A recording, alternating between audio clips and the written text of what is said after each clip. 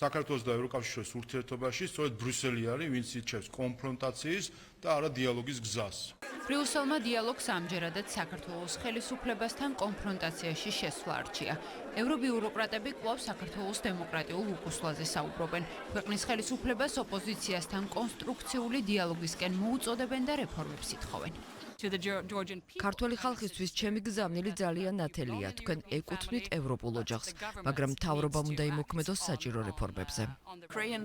უკრაინა ატარებს რეფორმებს, ტექნიკური თვალსაზრისით ერთ ადგილზე არ ვართ, მივდივართ წინ. ამ დროისთვის საქართველომ სამწუხაროდ აირჩია არ წავიდეს ევროპულ გზაზე და დღითი დღე შორდებიან ევროპას. მოუწოდებთ ქართულ ოცნებას სრულად შეცვალოს პოზიცია ჩაერთოს კონსტრუქციულ დიალოგში ოპოზიციასთან.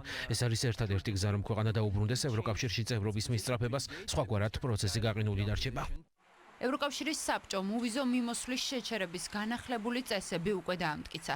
ქართული მხარე ვარაუდობს, რომ წარუმატებელი სადამსჯელო ღონისძიებების შემდეგ ბრიუსელი რეგულაციების ცალკეულ ქვეყნებზე მორგებას ცდილობს. ეს აჩვენებს იმ ანტიდემოკრატიულ გზას, რომელსაც ბრიუსელი დაადგა, როდესაც ცდილობს რეგულაციები მოარგოს ცალკეულ ქვეყნებს. აი ეს არის ზუსტად ყველაზე ნათელი მაგალითი ბრიუსელის ანტიდემოკრატიულობისა და ღირებულებითი სტაგნაციისა. ქართული მხარე ბრიუსელის ორმაგ სტანდარტზე ღიად საუბრობს, თუმცა ნაბიჯები, რომელიც საქართველოს ხელისუფლებისთვის უსამართლო მიდგომის ცალსახა მაგალითია, ოპოზიციის მხრიდან დადებითად ფასდება. ბრალდების ისრების გადატანას კვლავ საქართველოს ხელისუფლებისკენ ცდილობენ და ირწმუნებიან, რომ ქვეყნის ევროპულ მომავალს მმართველი გუნდი აზიანებს. ჩვენ არ ვთვლით სწორად, რომ საქართველოს მოქალაქეები შეუჩერდეთ ოვიზო და საქართველოს ხელისუფლების ქმედებების გამო. ჩვენი გუნდი ძალიან ბევრს მუშაობდა იმაზე, რომ არ განხორციელებულიყო ცვლილებები და შეზღუდვები ვიზა ლიბერალიზაციის თემასთან დაკავშირებით. მანამ სანამ ქართული ოცნების რეჟიმი განაგრძობს ამ ქვეყნის დე-ფაქტო რეჟიმში მართვას, არავითარი ევროპული ინტეგრაცია არ მოხდება. რატომ დადგა დღის წესრიგში უვიზო მიმოსვლის შეჩერების მექანიზმის გამარტივების საკითხი? მმართველი პარტიის შეფასებით ვიზა ლიბერალიზაციის შეჩერება იმ საკითხებს შორისაა, რომელსაც ბრიუსელი ქართველ ხალხზე ზეწოლისთვის ამ დრომდე უშედეგოდ იყენებს.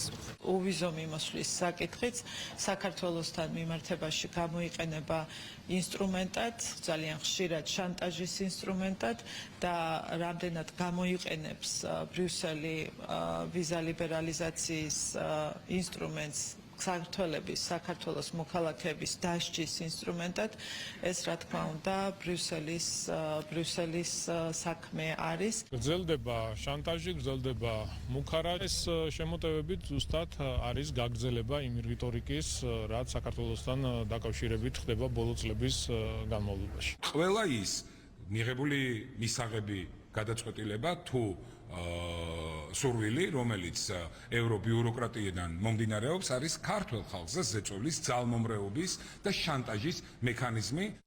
ევროკავშირთან უვიზო მიმოსვლის შეჩერების განახლებული წესები ევროპარლამენტის შემდეგ ევროკავშირის საბჭომ დაამტკიცა. ახალი წესების ძალაში შესვლის შემდეგ ევროკავშირს შეეძლება უვიზო მიმოსვლა გააუქმოს მესამე ქვეყნებთან, თუ ეს სახელმწიფო ევროკავშირის სავიზო პოლიტიკას არ შეესაბამება.